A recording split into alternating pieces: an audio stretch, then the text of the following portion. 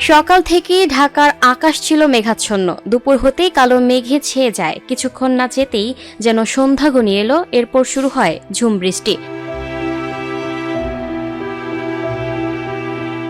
শনিবার ২রা মে দুপুর ২টার পরপরই গুড়ি গুড়ি বৃষ্টি। আড়াইটার দিকে চারদিক অন্ধকার হয়ে আসে। এরপর শুরু হয় ঝুম বৃষ্টি।